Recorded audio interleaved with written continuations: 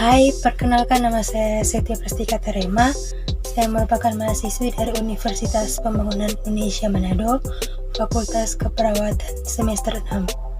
Dalam video ini, saya akan memberikan promosi kesehatan mengenai asuhan keperawatan kegawat daruratan 3. Gawat artinya mengancam nyawa, sedangkan darurat adalah perlu mendapatkan penanganan atau tindakan segera untuk menghilangkan ancaman nyawa korban.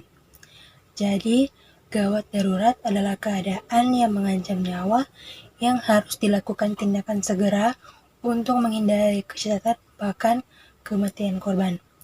Kegawat daruratan dibedakan menjadi yang pertama ada gawat darurat pada prioritas 1, yaitu pasien dengan kondisi gawat darurat yang mengancam nyawa atau fungsi vital dengan penanganan dan pemindahan bersifat segera. Antara lain, gangguan pernafasan, gangguan jantung, dan gangguan kejiwaan yang serius. Nah, suatu kondisi di mana dapat mengancam nyawa apabila tidak mendapatkan pertolongan yang secepatnya. Contoh, gawat nafas, gawat jantung, kejang, koma, trauma kepala dengan penurunan kesadaran. Yang kedua adalah gawat tidak darurat. Pada prioritas 2 ini yaitu pasien dalam kondisi darurat yang perlu evaluasi secara menyeluruh dan ditangani oleh dokter untuk stabilisasi.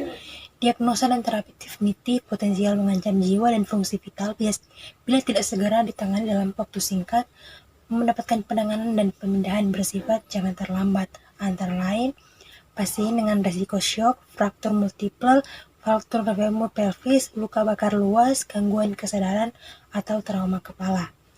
Suatu keadaan di mana pasien berada dalam kondisi gawat tetapi tidak memerlukan tindakan yang darurat, contohnya ada kanker stadium lanjut. Yang ketiga ada darurat tidak gawat. Pada prioritas 3 ini yaitu pasien gawat darurat semu atau false emergency yang tidak memerlukan pemeriksaan dan perawatan segera. Pasien akibat musibah yang datang tiba-tiba tetapi tidak mengancam nyawa atau anggota badannya, contohnya fraktur tulang tertutup. Selanjutnya adalah tidak gawat tidak darurat, yaitu pasien poliklinik yang datang ke UGD. 4. Gawat darurat P1. Keadaannya mengancam nyawa atau adanya gangguan ABC yang tidak perlu tindakan segera, misalnya cardiac arrest, penurunan kesadaran, trauma mayor dengan perdarahan yang hebat. Kemudian gawat tidak darurat atau P2. Keadaan mengancam nyawa tetapi tidak memerlukan tindakan darurat. Nah, setelah dilakukan resusitasi maka ditindaklanjuti oleh dokter spesialis, misalnya pasien kanker tahap lanjut, fraktur sickle cell, dan lainnya.